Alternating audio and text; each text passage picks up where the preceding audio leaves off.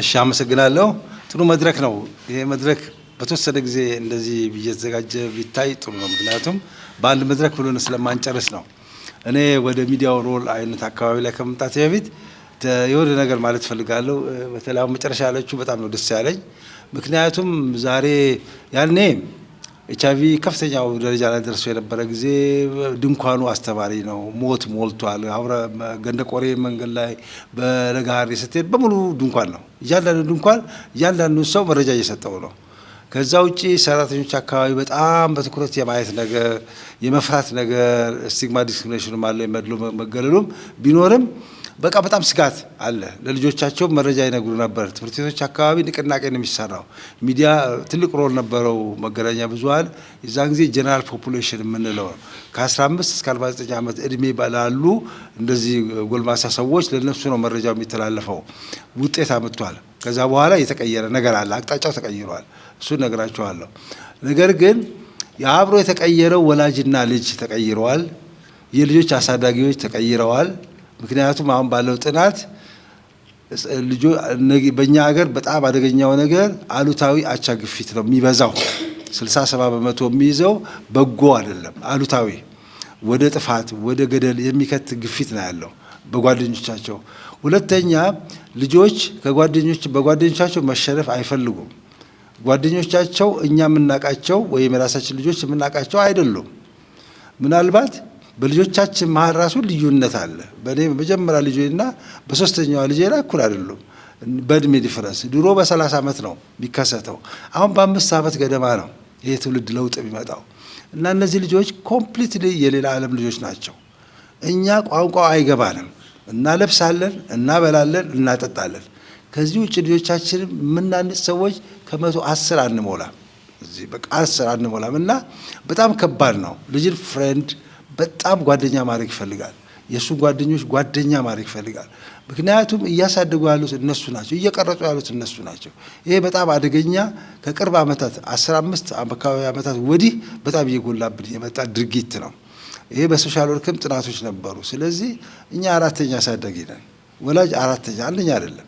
ስለዚህ በጣም ጥንቃቄ ይፈልጋል። ወላጆች ልጆቻችን በምን መንገድ ነው የምናያቸው የሚለው ነገር በጣም ማለት ይሄ ብዙ ክህሎት ይጠይቃል፣ ብዙ ነገር ሰፊም ጊዜ ይጠይቃል። ግን በጣም ትኩረት የምንሰጠው ነገር ነው ይሄ ነገር። ስለዚህ በቁጣ ልናመጣው የምንችለው ነገር የለም።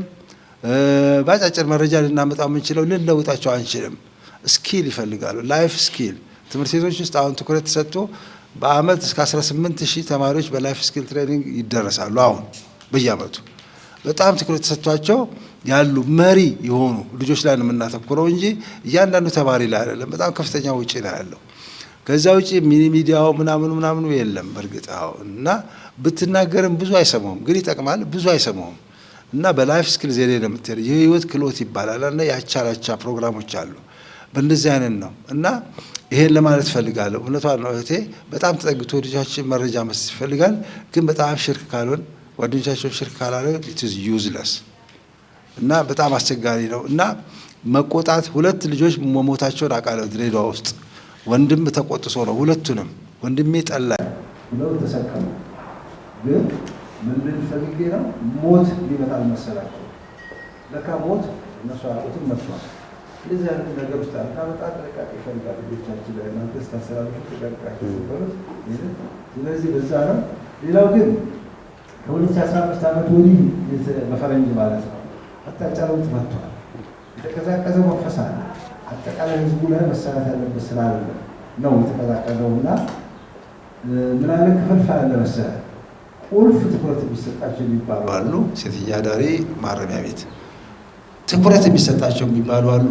ወደ 10 የሚሆኑ ኤችአይቪ ፖዚቲቭ የሆኑ ከ1% በላይ ነው በእነሱ ፖዚቲቭ የሆኑ። አሁን አማርኛው ነው የሚቸግረው እንጂ ቨልነረብል ነው የሚለው፣ እንግሊዝኛው ተጋላጭ ይላል። ወጣቶችን ተጋላጭ ነው የሚለው። ከወጣቶች ውስጥ አዳጊ ልጃገረዶችና ወጣት ሴቶች ይበልጥ ተጋላጭ ስለሆኑ ለብቻቸው ፕሮግራም አላቸው። በአመት 12,000 ነው የሚደረሰው የሚሆነው። ኤድስ ማቆም የሚል ተቀምጧል እዛ በ2030 ለሱ ግቦች አሉ መሳካት ያለባቸው። እነዛ ግቦች ደግሞ ለማድረግ ዋና መሰረታዊ የሆኑ የግብ ስኬቶች አሉ። እነሱ ነው እያረጋገጥክ የምትሄደው። ለምን ኤድስን ማቆም ይቻላል። መድኃኒቱ የጸረ ኤች አይ ቪ መድኃኒቱ ሪሰንትሊ ዴቨሎፕ ተደርጎ እየተሰራበት ያለው የቫይረሱን መጠን በሰውነት ውስጥ በጣም ይጨምራል፣ ወደማይታይ ደረጃ ሊያደርሰው ይችላል። ስለዚህ ኮምፕሬሄንሲቭ ነው፣ ከዳር እስከ ዳር ነው የምትሰራው። ያም በማድረግ አሁን ድሬዳዋ 395 ትጠበቃለች ታህሳስ ላይ። ሰኔ ያለፈው ሰኔ ላይ በአገር አቀፍ ነው የሚወጣው ይሄ መረጃ። ሁለቱን 95 አልፋለች። ሶስተኛው 95 3% ነው የሚቀራት የነበረው እና ከዛ ውጪ አገልግሎቶችን መጠቀም ላይ ነው በጣም የምናተኩረው እና አገልግሎት አጠቃቀማችን ነው። ሴተኛ አዳሪዎች በኃይል አገልግሎት ይጠቀማሉ። ከሚገርማችሁ በቅርብ ጊዜ ሰርቬት ሰርተናል እዚህ ድሬዳዋ ላይ ከሁሉም በበለጠ ይጠቀማሉ። ግን ያ ማለት ተጋላጭ አይደሉም ማለት ይበልጥ ተጋላጭ ናቸው። ይበልጥ ግን የሴተኛ አዳሪነትም አይነት አለ። 7 አይነት ካቴጎሪ አለው። ይሄ ድሮ አልነበረም፣ 2-3 ነው ካቴጎሪ እና ይሄ ነገርም በደንብ ማጤን ይፈልጋል እና አሁን አጠቃላይ ህዝቡ ላይ እነዚህ ወጣቶቹ ላይ ያኮፈኮፈ ያለ ነገር አለ። ሌሎች ወጣቶች ላይ ኤስቲአይ ምናምን ላይ እንችላለን እነሱ ላይ አባላዘር ማለት ነው። ግን እነዚህ አዳጊ ልጃገረዶች የምንላቸው ከተማ ውስጥ በጣም በከፍተኛ መጠን ቁጥር ያላቸው ናቸው። በከፍተኛ ደረጃ ጤና ተቋማት ላይ የሚያሳዝንም ነገር ያለበት ነው። በብዛት እየመጡ ነው። ከምዕራብ ኦሮሚያ በብዛት ከምስራቅ ኦሮሚያ በብዛት ይመጣሉ። ከሳውዝ ከደቡብ የሚመጡ ልጆች ብታዋቸው በሙሉ ሴተኛ አዳሪ ናቸው በሙሉ እና በጣም ከባድ ነው። ከባድ ነገር ነው ያለው። በየጊዜው ነው አስተዳደር እኮ አንዳንድ ነገር ቸግሮት መመሪያ ሁሉ አውጥቷል። እንዴት አድርገን ይሄን ነገር እናስተናግደው? በኤች አይ ቪ ብቻ አይደለም ሌሎች ማህበራዊ ችግሮች ነው። ድህነት እናስበው። ድህነት በጣም መጥፎ ነው። አዲስ የሚያዙትን ብቻ አይደለም የጸረ ኤች አይ ቪ መድኃኒት የሚወሰዱ ጥሩ ቁርኝት ያላቸው እናቶች ሁሉ ፈተና ውስጥ ከቶ ነበር አንድ ወቅት። ምግብ ፍለጋ ሁሉ ወተናል እኛ በጣም ፈተና ውስጥ ከቶ ማለት ነው። እና ግን ተመስገን ነው፣ ፈጣሪ የተመሰገነ ነው። በምንፈራው ደረጃ አልሆነም ያ ነገር እንጂ መዋጥ ካቃታቸው መድኃኒት ምንድን ነው የሚሆነው? ስለዚህ በዛ ነው ትልቁ እኛ ግቦቻችን የሚሳኩት በእነሱ ነው በቃ። ስለዚህ በነዛ 395 መጨረሻ ላይ 100% መምጣት አለብን በ2030 እሱን ካደረግን ቫይረሱ ይቆማል የሚል ነው። ጀነራል ፖፑሌሽኑ ግን መጠበቅ አለበት፣ መረጃ ማግኘት አለበት። ስለዚህ እኔ አሁን እንደ ሚዲያ ተቋማቱም አንድ ነገርየው ማወቅ ይፈልጋል። ራሱ ያለው የኤች አይ ቪ ኤድስ ኤፒዲሞሎጂ የሚሉት አለ እነሱ ስርጭቱንም ምኑ የምታጠናበት ማለት ነው። በዛ ዘርፍ ባህሪው መታወቅ አለበት። አንድ ሁለት ተጓዳኝ የሆኑ አሉ ከዚህ ጋር ይህን የሚያባብሱ ከዚህም የበለጠ ከፍ አደጋ የሚያደርሱ በተቀናጀ መንገድ የሚሰጡ በጤና ተቋማት አገልግሎቶች አሉ። ለኤች አይ ቪ ብቻ አይደለም የሚሰጠው። ኤች አይ ቪ ቴስት እንዲደረግ አንድ ከመጣ ወደ 5-6 አገልግሎቶች አሉ። አባላዘር አለ፣ ሰርቫይካል ካንሰር አለ፣ ቫይራል ሄፓታይተስ ብዙ ነገር አለ። አብሮ ነው የሚሰጠው፣ ኢንቴግሬትድ ሆኖ ነው የሚሄደው እና በዛ አይነት መንገድ ነው አሁን ውጤትም እናገኛለን። አሁን ትልቁ እንዳልከው መረጃ የሌለው ማህበረሰብ ውስጥ የለም። የማህበረሰብ 450 ሀብት እንጠቀማለን። 450 ቮለንተሮች አሉ። በእነሱ አማካኝነት ነው ይህን ሁሉ ነገር የምናደርገው። ጤና ተቋም ውስጥ ወደ 77 አሉን። በእነሱ አማካኝነት ነው የምናደርገው እና እነዚህና አገልግሎቶች ላይ ነው አሁን እንደ ድሮ ብቻ እናወራም። እንደ ሚዲያ አገልግሎቶች ላይ መጠቀም የሚፈልጉ ሰዎች አሉ። የፈሩ አሉ። ለምሳሌ ከእናት ወደ ልጅ ኤች አይ ቪ መተላለፍ መከላከል ላይ ፈታ ወጣ ገባ ወጣ ያለች እናት አለች ያላግባብ ወይንም ከተወለደ በኋላ ህፃኑ አገልግሎትን ማተከታተል እሷ መረጃ ትፈልጋለች። ፍርሃት አለ አካባቢ ላይ ለማግኘት እና በሌላ መንገድ እንሄዳለን። ግን ሚዲያው በጣም ፈትሾ ቢያገኝ አገልግሎት የሚፈልጉ ነገር ግን በፍርሃት የተነሳ የተዳፈኑ በአጋጣሚ መንገድ ላይ ሲያልፉ ሬዲዮ እንኳን ከሰሙ ያን ሬዲዮ ቆማ ያዳምጣሉ። ሌሎቹ አያዳምጡም። እንደገና እንውሰድ የጸረ ኤች አይ ቪ መድኃኒት በመውሰድ ላይ ያሉ አሉ። አሁን በመካከል ላይ በተለያየ ምክንያት መድኃኒት ሊያቋርጡ ይችላሉ እና የበለጠ መረጃ የሚያገኙባቸው መንገዶች አሉ። ከጤና ተቋማት ባለሙያዎች ተነጋግሮ ምን ሀፕን እያደረገ ነው የሚቸገሩት እነዚህ ጥቅሙን አውቀውታል። ምንድን ነው የሚቸገሩት የሚለው ከእነሱ ጋር ዲስከስ ቢደረግ በሚዲያ ሰዎች ጋር ኦኬ ተብሎ ያን ሲባል ያዳምጣሉ። ጭንቀት አለው ውስጥ ማንኛውም ሰው ውስጥ ጭንቀት አለ።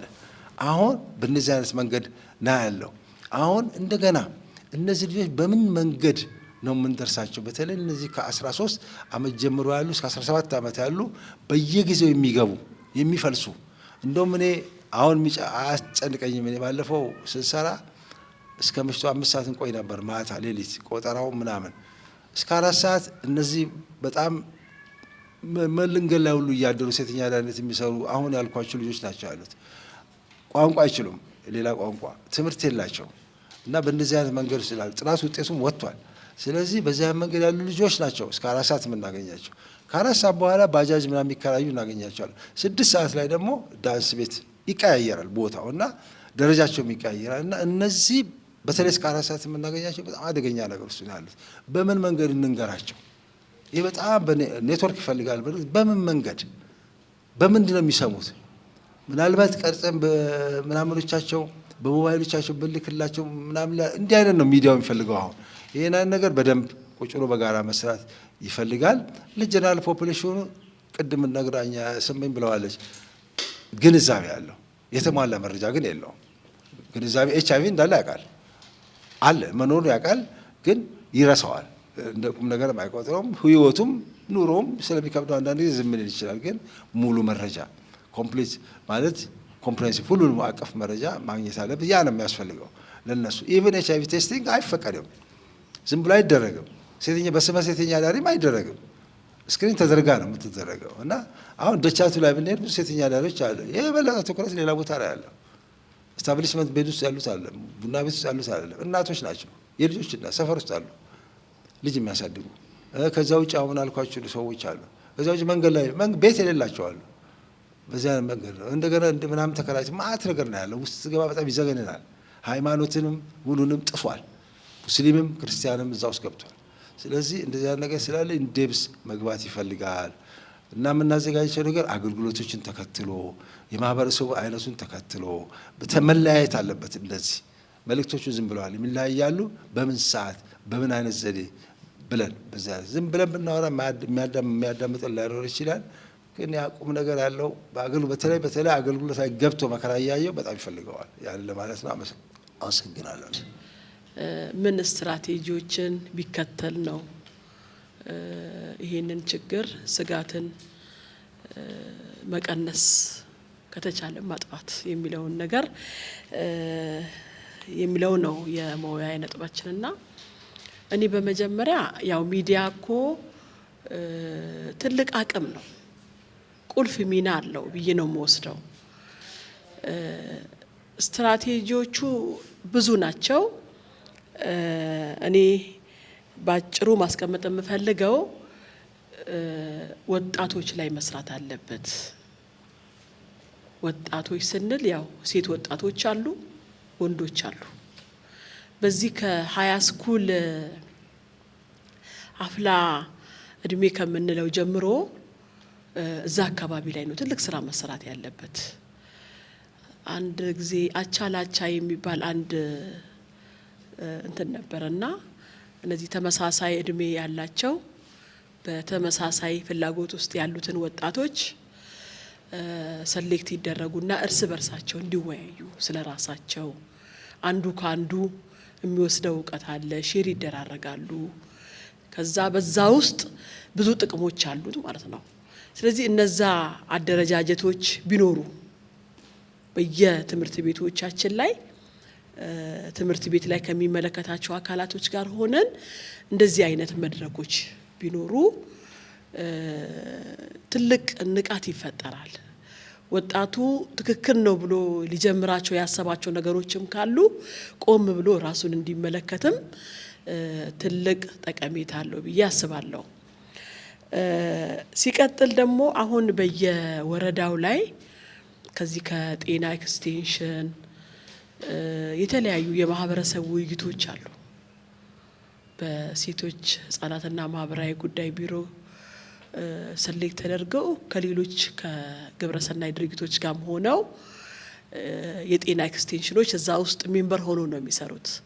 ሴቶች በራሳቸው አካባቢ ላይ በሚመስላቸው አይነት ሁኔታ ይቀመጡና ይወያያሉ ማለት ነው። ሲወያዩ ስለ አካባቢያቸው ሰላም ሊሆን ይችላል፣ ስለ አካባቢያቸው ልማት ሊሆን ይችላል። በተለይ ስለ ልጆቻቸው እዛ አካባቢ ላይ ስጋት የሚሉትን ጨለማ የሆኑ ቦታዎችን ሲያስበሩ ነበር በየወረዳው በነበረን ተሞክሮ ማለት ነው። ይሄ አካባቢ ሴት ልጆቻችን በሚመላለሱበት ወቅት ላይ ችግር ሊፈጠርባቸው ይችላል እና እዚህ አካባቢ ላይ ደግሞ እንደዚህ ሐሺሽ ማስቲሽ ምናምን የሚወስዱ ወጣቶች የሚበዙበት ቦታ ስለሆነ ብርሃን ያስፈልገናል መብራት ያስፈልገናል ብለው በዚህ ጉዳይ ላይ የጋራ ያደርጋሉ ማለት ነው። የጋራ አድርገው ሄደው ከሚመለከተው አካል ጋር ይነጋገራሉ። ወዲያው ያ ነገር በራሳቸው አቅም ማብራት የሚችሉትን በራሳቸው አቅም ያበራሉ። አንዳንዴ ደግሞ ትልልቅ ፖሎች በመንግስት አቅም የመንግስትን ምላሽ የሚፈልጉትን ደግሞ በዛ ረገድ እየተፈቱ ይሄዱ ሁኔታዎች አሉ። ስለዚህ ይሄ ቀላል አይደለም። ይሄ አደረጃጀት የማህበረሰብ ውይይቱ በዛ ውስጥ ነው። እነዚህንም ውይይት እንደ አንድ አክቲቪቲ ተጨምሮላቸው እንዲነጋገሩ ቀደም በመግቢያዬ ላይ እኮ ሰው ረስቶታል እያልኩ ነው። ኢግኖር አድርጎታል። አሁን እኮ ተማሪ ወደ ዩኒቨርሲቲም ሲሄድ መጀመሪያ ለቤተሰብ የሚያስፈራው አርግዛብኝ እንድትመጣ ይሁን ታዋረደኝ ይሁን ትምርቷን አቋርጣ በእንደዚህ አይነት ችግር የሆነ ነገር ትሁን ነው እንጂ HIV ሊይዛት ይችላል ከኤችአይቪ እንዴት ነው ራሷን መጠበቅ ያለባት የሚል ግንዛቤ የለም ማለት ነው። ስለዚህ ሚዲያ እነዚህ ነገሮች ውስጥ ገብቶ አቅዶ እንደዚህ አይነት ቶክሾዎች በሬዲዮ የቀጥታ ስርጭት እየከፈተ በፕሮግራም አሁን ያው ሚዲያችሁ አብዛኛው ጊዜ በስፖንሰር ነው አይደለ እንትን ሆኗል ወደ ገቢ መጥቷል። ያ ነገር ያው ገቢ ከማግኘት አንፃርም ቢሆንም አሁን አንዳንድ ፕሮግራሞች እኛ እንኳን ወደ እናንተ ይዘን ከመጣን ስፖንሰር አፈላልጉ የሚባልበት ሁኔታ አለ። እነዚህ ነገሮች ስናወራ ግን የሀገር ጉዳይ ነው እያወራን ያለነው ስለ ማህበረሰቡ ችግር ነው እያወራን ያለነው። የማህበረሰብ ችግር ደግሞ ሊቀረፍ የሚችለው ሚዲያው በደንብ አርግቶ ሲያወራው ነው፣ ሰዎች ሲሰሙ ነው፣ ሲወያዩበት ነው፣ ጉዳዩን የጋራ ማድረግ ሲጀምሩ ነው አይደለ ችግሩን መሻገር የምንችለው። ስለዚህ እነዚህ ነገሮችስ በምን መልኩ ነው ሚዲያው እንግዲህ እናንተ አሁን የራሳችሁ ፕላን አላችሁ እቅድ አላችሁ። እኛ አሁን እንደ ሴቶች እንደ አደረጃጀት እንደዚህ አይነት ፕሮግራሞች አሉ ብለን ወደ እናንተ እንኳን ስንመጣ ያን ነገር ቶሎ ተቀብሎ ወደ ሚዲያ የማምጣት እንትኑ ትንሽ እንትን እያለብኝ ነው እና ያ ነገርም መፈታት አለበት ብዬ አስባለሁኝ። እንዱ ለዜና ብቻ ከሆነ ቲቪ የከፈትነው ትክክል አይደለም። ዜና መረጃ ነው አዎ፣ ግን ዜና ብቻ አንብበንበት ሌሎች ነገሮችን ማህበረሰብ ውስጥ ያሉትን ችግሮች እየወሰድን አቅደን ከሚመለከታቸው አካላቶች ጋር በደንብ አርግተን ካልሰራንበት ይሄም ችግሮቻችንን ሊቀርፍልን አይችልምና ይሄንንም ብታዩ የሚል ነገር ነው ያለኝ። ሌላው በየአካባቢዎቻችን አንዳንዴ ኢግኖር ያደረግናቸው ነገሮች አሉ። ምንድነው ትላንት እኔ ባደኩበት አካባቢ ላይ የጎረቤት ልጅ የራስ ልጅ ነበር።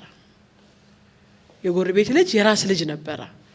ልክ የራሴ ልጅ እኔ ተከታትዬ ተቆርቋሪ ሆኜ የእናትነት ሚናዬን እንደምወጣ ሁሉ ሌሎች እናቶችም እንደዛ ነው የሚወጡት። አሁን አንድ ተማሪ የሆነ በትምህርት ሰዓት ላይ ትምህርት ቤት ከግቢ ውስጥ ከዛ ውጪ ሆኖ ዩኒፎርም ለብሳ የምትንቀሳቀስን ሴት እንዲሁ አይቶ ነው እንጂ ወዴት ነሽ የት ነው የምትሄጂው ብሎ የሚቆጣ ሰው እየጠፋ መጥቶብኛል። አሁን ይሄ ደግሞ ትልቅ አደጋ አለው። ስንመለከተው የሆነ ትንሽ ነገር ሊመስለን ይችላል። ለኔ ግን ፐርሰናሊ ትንሽ አይደለም። አንድ ጊዜ እዚህ ማርያም ትምህርት ቤት አካባቢ ላይ ተማሪዎች ያረፍዳሉ። ሲያረፍዱ ያው እንደሚታወቀው ከትምህርት ቤት ውጪ ዝም ብሎ ይቀመጣሉ ማለት ነው። ስለዚህ እኔ ብዙ ጊዜ መንገዴ በዛጋ ስለሆነ መኖሪያ አካባቢ መዛጋ አካባቢ ስለሆነ ወረድኩኝ። ከዛ ለምንድን ነው እዚህ ጋር የምትቀመጡ ስላቸው አርፈደናል፣ አንድ ፔሪድም ሁለት ፔሪድም ልንቀጣ እንችላለን አሉ። ኖ ይሄ መሆን የለበትም። ስለዚህ ይሄ መነጋገር አለብን ብዬ አንድ ዳይሬክተር ነበር አሁን ወደ ሌላ ተዘዋውሯል ገብቼ ያናገርኩት ማለት ነው። ይሄ እንግዲህ ህግ ነው አለኝ።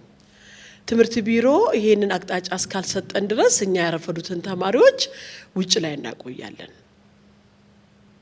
ከዛ በኋላ ወዴት እየሄዱ ነው? አብዛኛው ተማሪ ወደ ቤቱ አይመለስም። ተቀጥቻለሁ ብሎ ወደ ቤቱ አይመለስም። ኮንዶሚኒየሞች አሉ እዛ አካባቢ ላይ ኮንዶሚኒየም አንዳንድ ማይ በቃ በጣም የሚያሙ ሰዎች በላጤነት ተከራይተው የሚኖሩበት አካባቢ አለ። ጎን ለጎን የኮንዶሚኒየም ህይወት እኮ አንዳንዴ ኦፖርቹኒቲ ያለው በኔ ውስጥ ምክንያቱም ሰዎች ማኔጅ ለመደራረግ በጣም ጥሩ አጋጣሚ ነው ማፑ ራሱ ማለት ነው።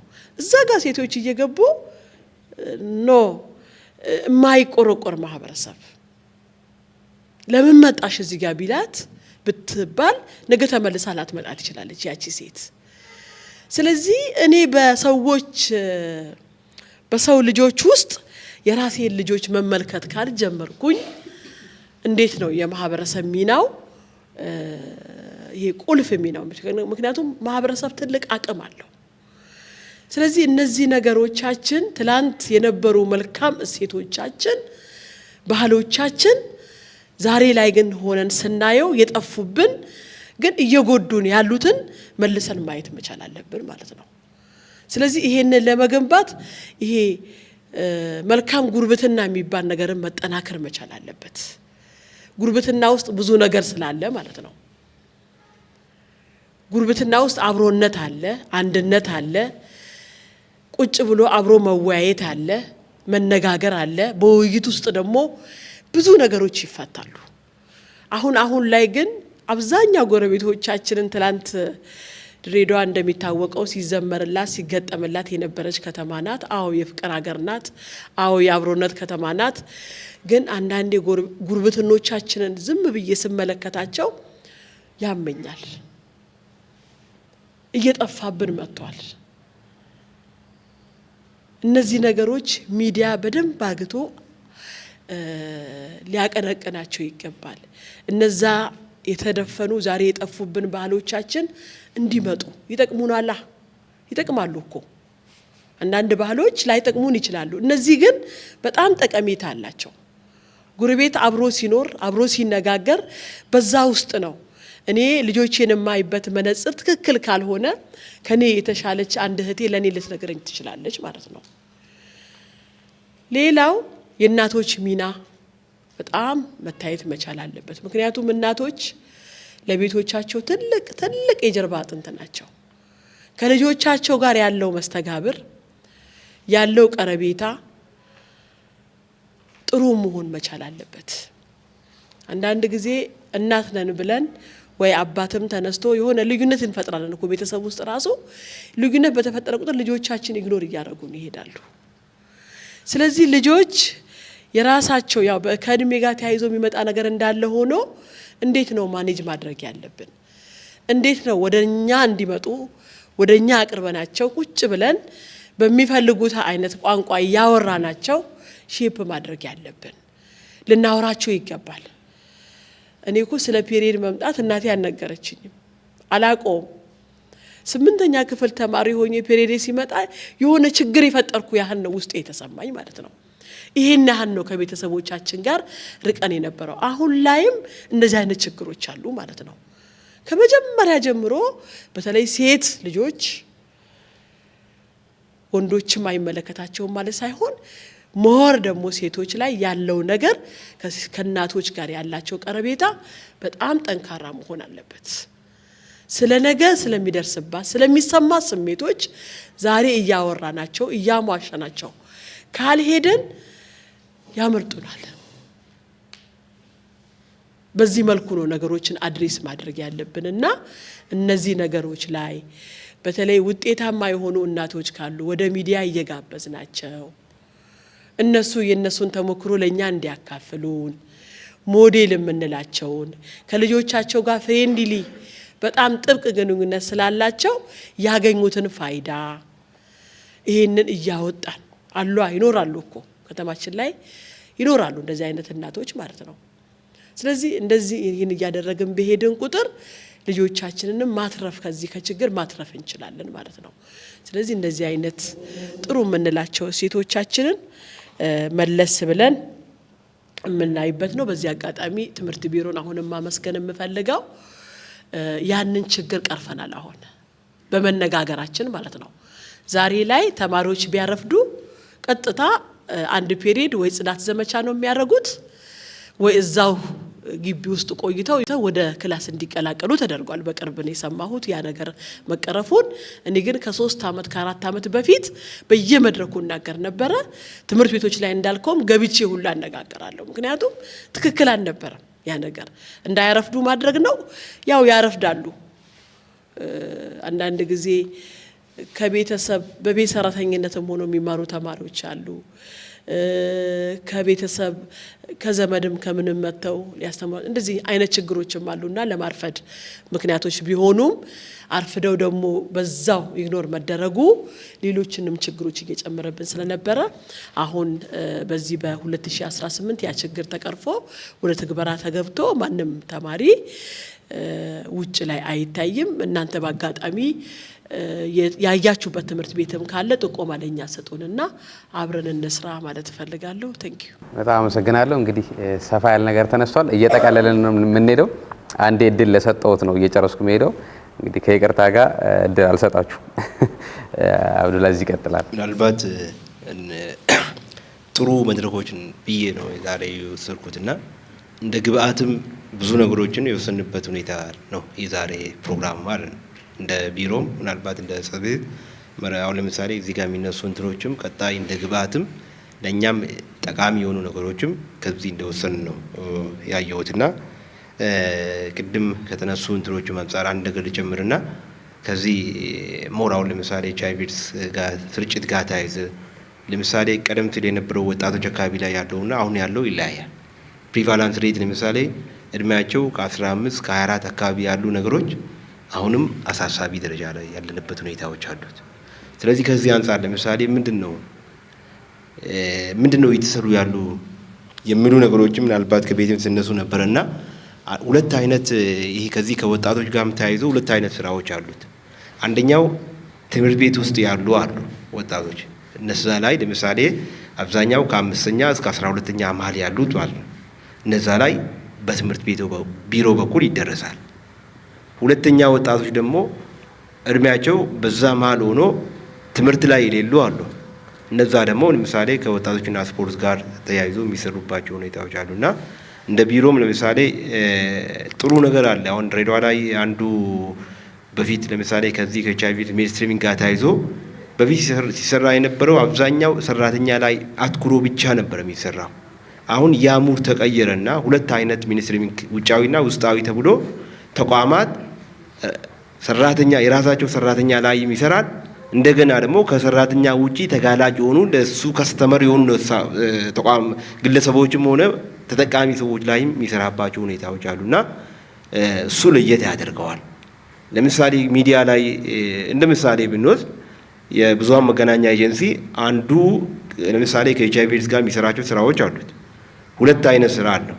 ኢንተርናል ውስጣዊ ሜንስትሪሚንግ እና ውጫዊ ተብሎ የተቀመጡ አሉ። ውስጣዊ ላይ ሰራተኛ ጋር ተያይዞ ያሉ ነገሮች አሉና እዛ ነው። ውጫዊም ያው ከሰራተኛ ውጪ ያሉ ለምሳሌ እንደ ሚዲያ ትልቅ ሮል አለው።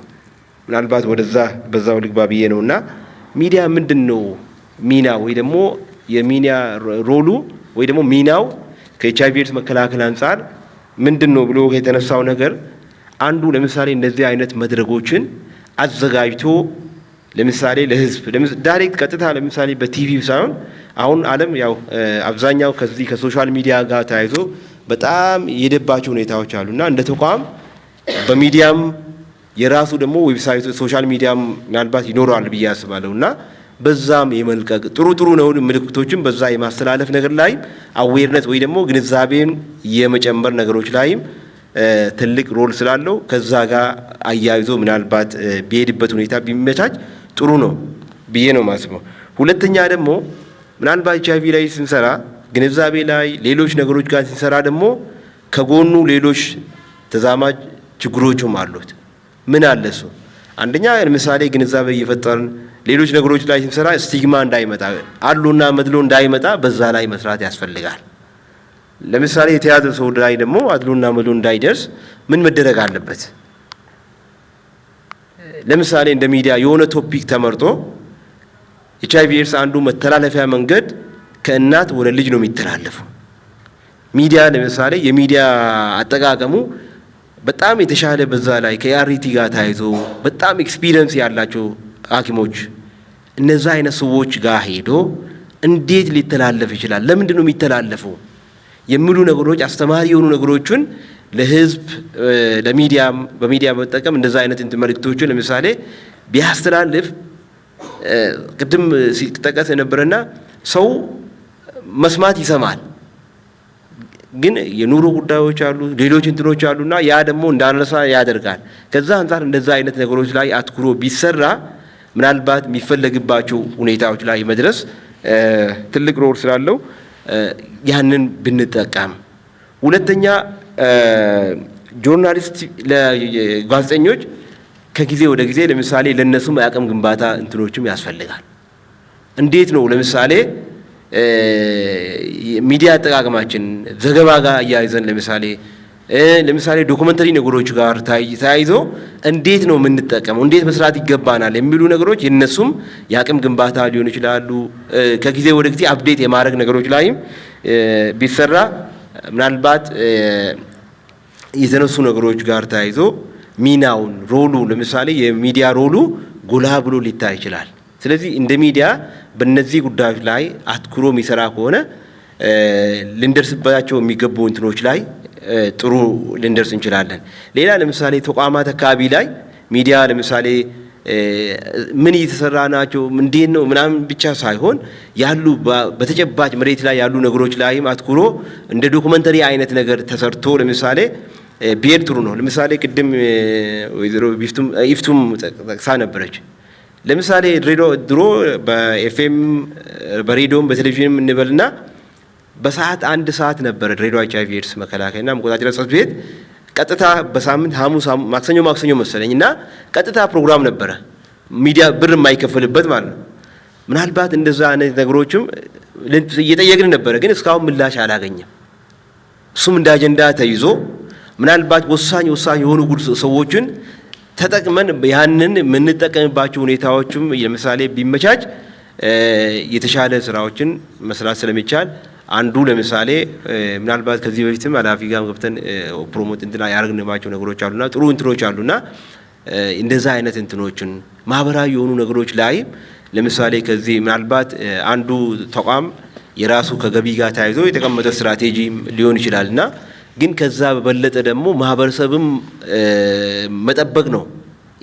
በቀላሉ የሚታዩ ነገሮች አሉና ቅድም ኢፍቱ ያነሳቸው አይነት አይዲያዎች ሀሳቦች ሲመጣ የምታስተናግዱባቸው መንገዶች ለምሳሌ ቢመቻች የበለጠ ስራውን ሊሰራ ስለሚችል በእነዚህ አይነት ነገሮች ላይ የመጠቀም ሁኔታው ቢያዳብር ጥሩ ነው። ለምሳሌ አንዳንዴ ምናልባት እንሰማለን በተለይ ወጣት ሴቶች አካባቢ ላይ ከዚህ ከስማርት ጋር ተያይዞ ስማርት ስልክ ጋር ያይዞ አሁን እኮ ብዙ ያቻ ግፊት እኮ በአንድ ስማርት ስልክ ምክንያት እኮ ለምሳሌ አንድ ሴት ወጣት ትኩረት የምታደርገው እርግዝናና ኤችአይቪ እንዴት ነው የሚያዩት? ከእርግዝና የሚሰጠው ቦታና ለኤችአይቪ የሚሰጠው ቦታ እንዳለም ሞር ፎከስ የሚደረገው እርግዝና ሊመጣ ይችላል አይመጣ ይችል የሚል ነገር ላይ ትኩረት ይደረጋል። ግን ከኤችአይቪ ኤድስ ጋር ተያይዞ ያለው ነገሮችስ ምንድን ናቸው? በደንብ ይሰጣል ወይ የሚሉ ነገሮች ላይ ሲሰራ ያው ያቻ ግፊት ምን ያህል ተጽዕኖ እንዳለው የሚታወቅ ነውና ምናልባት እንደዚህ አይነት ነገሮች አንድ ጊዜ ብቻ ተደርጎ ባይቀመጥና አትሊስት በወር ለምሳሌ ጉዳዩ የሚመለከታቸው ቶፒክ የሆኑ እንትኖች አጀንዳዎችን ቀርጸን እንደዚህ አይነት እንትኖችን ብንጠቀም የተሻለ ግንዛቤ መፍጠር ይቻላል የሚል እንትን ነውና አመሰግናለሁ። በጣም እናመሰግናለን። ያው ያነሳነው ቶፒክ ሰፊ ነው። እውነት ለመናገር በዚች አጭር ሰዓት ውስጥ አውርተን የምንጠቀልለው አይደለምና ነገም ከነገ ወዲያም ተመሳሳይ ውይይቶች ይኖሩናል። ምናልባት ዛሬ የእኛን ሚና ካነሳን ነገ የግንኙነት አግባባችን የመረጃ ልውውጥ ሂደቱ ምን መምሰል አለበት የሚሉ ብዙ ቶፒኮች አሉ። ምክንያቱም ስራው የጋራ ነው። በየጊዜው ክፍተቶችን እየተገናኙ እየገመገሙ መስራት ካልተቻለ ለውጦች አይመጡምና ምናልባት ዛሬ የተነሳው ነገር ፎርዋርድ ወደኛ የተደረገ አለ፣ እንደ ማህበረሰብ የሚወሰድ ኃላፊነት አለ፣ እንደ ሚዲያ የምንወስደው አለ። እዚህ የሚዲያ ማኔጅመንት አባላት በሙሉ አሉ፣ የይዘት ዳይሬክተሮች አሉ፣ ከገበያ አንጻር የማስታወቂያ ክፍሎች አሉና እንዴት ነው ማህበራዊ ኢሹዎችን ትሪት የምናደርገው የእኛንም ገቢ በማይጎዳ ማህበራዊ ኃላፊነታችንን መወጣት በምንችልበት መንገድ እንዴት አስታርቀን መሄድ እንችላለን የሚለውን አሳይመንት የድሬዳዋ ብዙኃን መገናኛ ድርጅት የማኔጅመንት አባላት የምንወስደው አሳይመንት ነው። ከዛ ውጪ የትኩረት አቅጣጫዎቻችን ምን መሆን አለባቸው? ቤተሰብ ላይ መስራት አለብን። ወጣቶች ላይ መስራት አለብን። ከቴክኖሎጂ ጋር ተያይዞ መስራት አለብን። ኢቭን አገልግሎቶች መፈተሽ አለባቸው። መንግስት ባስቀመጠው ስታንዳርድ ነው ወይ አገልግሎት እየተሰጠ ያለው? ጤና ተቋማት ሊሆን ይችላሉ፣ ትምህርት ቤቶች ሊሆን ይችላሉ። ማህበረሰብን ከመጠበቅ አንጻር የሚሄዱበት ርቀት ምን ይመስላል የሚለውን መፈተሽ በራሱ የስርጭቱን አድማስ መገደብ ነው በሌላኛው ሳይድ እና እዚህ ላይ ትኩረት አድርገን መስራት እንዳለብን እኛም የወሰድናቸው ነገሮች አሉ። እንዲሁም የትኩረት አቅጣጫዎቻችን ስፔሻሊ እነዚህ የቫይረሱ የስርጭት ቦታዎች የትኞቹ ናቸው የሚለውን ከእናንተ አሁን ዛሬ ያገኘናቸው በጣም ሰፊ ግብአቶች አሉ። ለኛ ለእቅዶቻችን ነገር ለምንሰራቸው ፕሮግራሞች በጣም ግብአት ናቸውና በጣም ጥሩ ነገር ነው ያነሳችሁት። እንደሚባለው ያው የጤና ባለሙያ ህይወት ያድናል፣ ሚዲያ ደግሞ ህይወት የሚያድን መረጃ ይሰጣል። ስለዚህ እኛ የቱጋ ህይወት የሚያድን መረጃ መስጠት እንዳለብን ዛሬ ከናንተ ብዙ ግብአት አግኝተናል። እርግጠኛው የምነግራችሁ ነገ ከነገ ወዲያ ተገናኝተን ደግሞ በሰራናቸው ስራዎችና ቀጣይ በምንሄድባቸው ርቀቶች ላይ እንነጋገራለን። ምናልባት እንደ ሚዲያ የሚቸግረን ነገር ምንድነው? በዚህ ጉዳይ ላይ መረጃ የሚሰጡ የጤና ባለሙያዎች፣ የተደራጀ መረጃ፣ የኮሙኒኬሽን ችግሮች አሉ። እነሱን ደግሞ እናንተም በቅርበት እያገዛችሁን ችግሮቹን እንደምንሻገር ባለሙሉ እምነት ነኝ። እንግዲህ እዚህ ያላችሁም የውይይታችን ተሳታፊዎች፣ በቤታችሁ የምትከታተሉ ታዳሚዎቻችን ለዛሬ በዚህ ርዕሰ ጉዳይ ላይ አውርተናል። ቀጣይ ደግሞ በሌሎች ርዕሰ ጉዳዮች ላይ ተገናኝተን የምንወያይ ነው የሚሆነው። ስለነበረን ቆይታ ከልብ አመሰግናለሁ። ጤና ይስጥልኝ።